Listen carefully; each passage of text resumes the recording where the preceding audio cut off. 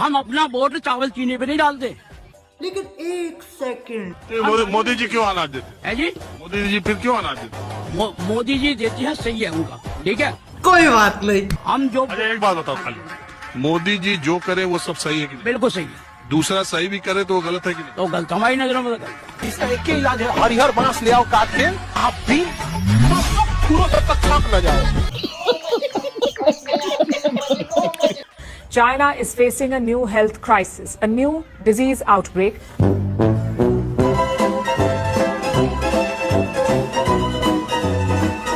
कुछ समझे दया। भारत में HMPV वायरस के अब तक 8 केस मिल चुके हैं। चीन में फैले इस वायरस ने एक बार फिर लोगों में खौफ पैदा कर दिया है। अभी बदत है भाई, अभी बदत है यार। मैं परेशान इस वजह से हूँ कि मैं हूँ चाइना में, और चाइना में आ गया है कोविड यार, वो HMPV करके कुछ यार, और सारी फ्लाइटें बंद हो जाएंगी यार, और बंद हो रहा है चाइना, हॉस्पिटल सारे भर गए, बड़ी मुसीबत हो गई यार। यहाँ फिर से पेंडेमिक आ गया, क्या होगा यार? फिर कुछ नहीं, मैं शॉपिंग करने आ गया भाई। और जैकेटें खरीदे यार, कुछ नहीं है, देखो तो यार सब घूम रहे हैं। तो ये जो न्यूज पे शोर मचा रहा है, बिजनेस कर रहा है, डर का बिजनेस। वो भी भारत की मीडिया पे बिलीव करेंगे 142वें नंबर पे।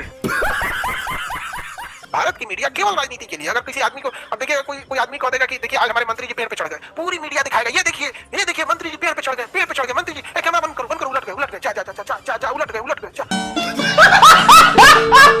आपके सामने ये मस्जिद है।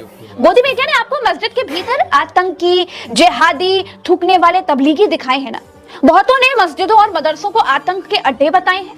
पंजाब से आए ये लोग कहते हैं उनको भारी बर्फबारी में मुसलमानों ने मस्जिद के भीतर रखकर उनकी जान बचाई है। आज रात को ही हम गुंड की मस्जिद में रुके थे सर जी, कैसी हमारी बहुत ज्यादा मदद की। बर्फ से पटी सड़क पर हिंदू पर्यटकों की मदद करता ये अब्दुल है। बस में पर्यटकों को खिलाते ये आरिफ, हमजा और हिमाकत बेग जैसे लोग हैं। ऐसा एक मस्जिद का हाल नहीं था। जब कश्मीर में होटल नहीं मिल भी रहे थे तो गाड़ियां सड़कों पर चल नहीं पा रही थी, तो कश्मीरियों ने हिंदू भाइयों के लिए पास की मस्जिदों के दरवाजे खोल दिए। शेख मुजीबुर रहमान का पुतला फोड़ दिया तो मीडिया को दर्द हो गया कि अपने राष्ट्रपिता का पुतला फोड़ दिया। अब गांधी जी का पुतला फोड़ देगा तो शान से दिखाएगा, समझा गया? छोटी जात आदमी अगर किसी को मान के चले गुंडा मार दिया तो अपराधी गुंडा, अब बढ़ जाता हुआ तो बाहुबली है। तुम जाओ, तुम छोट जात के हो, तुमको गुंडा ना घोषित कर दे तो तुम कहना तुम बढ़ जात के रहो, गुंडा शब्द यूज नहीं करेगा, तुम्हारे आगे बाहुबली लोग जोड़ेगा। ये है मीडिया, इसे कहते हैं केक वॉक। यही हो रहा है। मुझे क्रेडिट नहीं चाहिए। पहले ये वीडियो देखो। काम भी करो ना बेटा, जो काम सोचे हैं वो थोड़ा कठिन है। क्या हिंदू राष्ट्र के लिए सभी मूल्यों को मारना चाहते हैं हम? किसको मारना है? सभी तत्वों को। रुको जरा, आओ थोड़ा दिमाग लगाते हैं। तो एक फॉर्मर ब्यूरोक्रेट ने कहा था that if you want to destroy a country, make its citizen fight among themself in the name of religion. कि मतलब अगर आपको किसी कंट्री को बर्बाद करना है तो उस कंट्री का जो यूथ है, उस कंट्री की जो सिटीजन्स है, उन्हें आपस में धर्म के नाम पर लड़वा दो, वो कंट्री अपने आप ही बर्बाद हो जाएगी। कुछ समझे दया। यूपी PCS की परीक्षा में आयोग ने गजब का सवाल पूछा कि साइकिल ट्यूब में पंचर कैसे लगाते। मतलब सवालों की इतनी कमी पड़ गई है कि इतने निम्न स्तर का सवाल उठा के पूछ रहे हैं। कल को ये पूछेंगे ठेला पे पकौड़ा कैसे बनाएं। कहीं आयोग युवाओं का मजाक तो नहीं उड़ा रहा कि नौकरी लग के अधिकारी बन गए तो ठीक है, वरना पंक्चर बनाना तो सीख ही जाओगे। मेरे बेटे ने मेरे से पूछा कि पापा ये रावण को नेता लोग ही क्यों जलाते हैं? तो मैंने कहा बेटा जिसके खानदान का मरेगा। हिंदुओं के कुंभ मेले में नाचते गाते इन साधुओं को कोई नासिर पठान नाम का मुल्ला मारने की धमकी दे तो हिंदुओं का खून खोलेगा या नहीं? खोलेगा, जरूर खोलेगा। बात तो सही है। लेकिन ये क्या, नासिर पठान नाम की फर्जी आईडी बनाकर कुंभ मेले में 1000 हिंदुओं को मारने की धमकी देने वाला खुद आयुष जायसवाल तो हिंदू निकला। ऐसा नहीं हो सकता। इससे पहले आगरा एयरपोर्ट और रेलवे स्टेशन को उड़ाने की धमकी देने वाले के अहमद के पीछे भी राजस्थान का गणेश नाम का एक हिंदू निकला था। मुजफ्फरनगर के मंदिर में मांस फेंकने वाले भी हिंदू। ये गड़बड़ है बाबा। क्यों किया जा रहा है ये? ताकि माहौल खराब करके हिंदुओं के मन में मुस्लिमों के प्रति नफरत पैदा की जा सके। कुछ समझे दया। कैसी हालत हो गई है मेरे देश में मेडिकल व्यवस्था की। सुल्तानपुर के डॉक्टर PK पांडे साहब ने गजब कर दिया। एक महिला के बाएं पैर में फ्रैक्चर था, उसको ऑपरेशन करने के लिए ले गए। जब ऑपरेशन करके उसको बाहर लाए तो घर वाले ऑपरेशन देख के हक्का बक्का रह गए कि यूं का करा आपने? पांडे साहब ने ऑपरेशन कर दिया दाएं पैर का। उसको को दोबारा ऑपरेशन थिएटर में ले गए और इस बार बाएं पैर का ऑपरेशन करके ले आए, मतलब दोनों ही पैर। डॉक्टर साहब को देखकर तो यही लगता है कि उन्होंने MBBS नहीं, अंधाधुंध मेडिकल प्रैक्टिस कोर्स किया है। और ये एक दो केस नहीं है, हमारे देश में आपको हजारों केस ऐसे मिल जाएंगे। और जब नीट जैसे एग्जाम में स्कैम होगा, ऐसे ही डॉक्टर ना बनेंगे। ये बड़ी अच्छी बात कही आपने। सल्यूट है आपको, मैं कहता हूँ सल्यूट है आपको।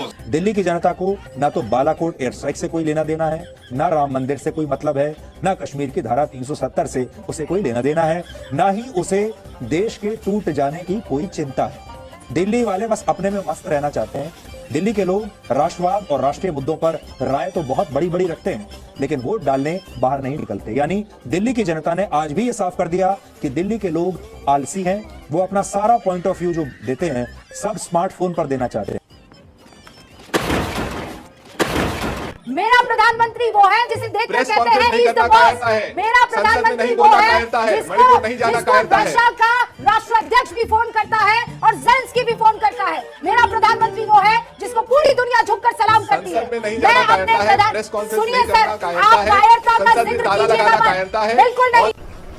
बंद करो हाथ जोड़ के। मैं भारत ने महंगाई के मामले में वर्ल्ड रिकॉर्ड बना दिया और ये रिकॉर्ड महंगाई बढ़ने का नहीं बल्कि महंगाई कम होने का है।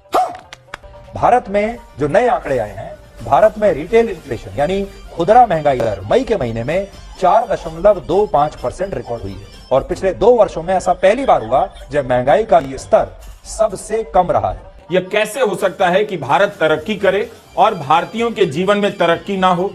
बात तो सही है। प्रति व्यक्ति आय के बारे में भारत का दुनिया में स्थान कहीं 158 छपा है तो कहीं रिसर्च में 139वां और कहीं 141वां भी मिला है। जहां भारत में खाद्य महंगाई दर 2.91% है, बांग्लादेश में 9.24% है, जर्मनी में लगभग 17%। जर्मनी में प्रति व्यक्ति आय $48,000 से भी ज्यादा है, जबकि भारत में प्रति व्यक्ति आय $2,500 भी नहीं। प्रति व्यक्ति आय के हिसाब से देखिए तो भारत अमेरिका, चीन, जापान और जर्मनी, ब्रिटेन से तो पीछे है ही, बांग्लादेश से भी पीछे। हम चीन, जापान, जर्मनी, फ्रांस, ब्रिटेन से इतना ज्यादा पीछे हैं कि उनकी बराबरी के बारे में अभी सोच भी नहीं सकते। ऐसा ना हो कि जेब में अठन्नी ना हो और आम नागरिक चश्मा लगाकर खुद को अंबानी समझ बैठा हो।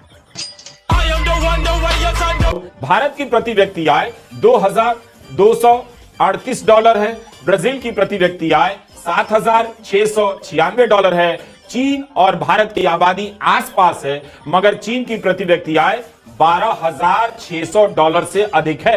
कितना आगे है चीन भारत से? जर्मनी, जिससे आगे सरकार निकलने का दावा कर रही है, प्रति व्यक्ति आय वहां $51,200 से अधिक है। अमेरिका की प्रति व्यक्ति आय $70,000 से अधिक है। अरे बोलना कुछ तो बोल। मुझे क्रेडिट नहीं चाहिए। अगर तुमको चुनाव के समय कोई चीज सस्ती मिल रही हो, 4 साल चीज महंगी मिल रही है, तब तुम चीजों को नहीं समझ पा रहे हो तो तुम चिलगोजे हो। तुम्हारे जलजले हैं, जलजले करने का एक ही तरीका है, चिलगोजा बन जाओ। एक बात याद रखना आप सभी लोग, सरकार हमेशा जनता की बनती है। जनता अगर अंधविश्वासी है तो सरकार अंधविश्वासी होगी, जनता अगर बेवड़ी है तो सरकार बेवड़ी होगी, जनता अगर चोर है तो सरकार चोर होगी, जनता अगर भ्रष्ट है तो सरकार भ्रष्ट होगी, जनता अगर तार्किक और शिक्षित है तो सरकार भी तार्किक और शिक्षित होगी, जनता अगर जन कल्याण करती है, एक दूसरे का सहयोग करेगी तो सरकारें भी एक दूसरे का सहयोग करेंगी। इसीलिए ऐसी सरकार चुनो जो तुम्हारा कल्याण करे। तो उसके लिए हमें आपस में तालमेल बिठाकर रखना पड़ेगा, लड़ाई बंद करनी पड़ेगी, जात पात से ऊपर उठना पड़ेगा, हिंदू मुस्लिम से ऊपर उठना पड़ेगा, बच्चों को शिक्षा देनी पड़ेगी, जो हमारे युवा हैं उनको तार्किक बनाना पड़ेगा, तब हमारे बच्चों की बुद्धि जगेगी। ऐसा क्यों हुआ शर्मा सर? मिनिस्टर अपनी सीट नहीं छोड़ते, लेकिन मुझे देखते ही अपनी सीट छोड़ के मुझसे मिलने क्यों आ गया वो? आपकी इज्जत और शौहरत देख के कौन नहीं आएगा सर? इज्जत कुछ नहीं, दौलत के लिए। उस दिन जब हम शंभू की कॉफी पी रहे थे तो भीड़ जमा हो गई। बता इतने लोग मेरी जी हुजूरी क्यों कर रहे थे? सर आपका दिल बड़ा है। हाँ, दिल नहीं, बैंक बैलेंस बड़ा है। अटैक आए तो लोग हफ्तों अस्पताल में पड़े रहते हैं, मैं 1 घंटे में कैसे आया? आप बड़े आदमी हैं सर, आपका दिल नहीं लोहा है। अरे ऐसा नहीं है, अपने इलाज के लिए मैंने 4 गुना ज्यादा पैसा फेंका। दुनिया सालों से 5 तत्वों पर चलती थी, लेकिन आज 6ठा तत्व भी आ गया है। अगर आपको वीडियो पसंद आता है तो लाइक, शेयर एंड सब्सक्राइब जरूर करें और इस वीडियो के बारे में आपका क्या ख्याल है नीचे कमेंट बॉक्स में अपना राय जरूर रखें।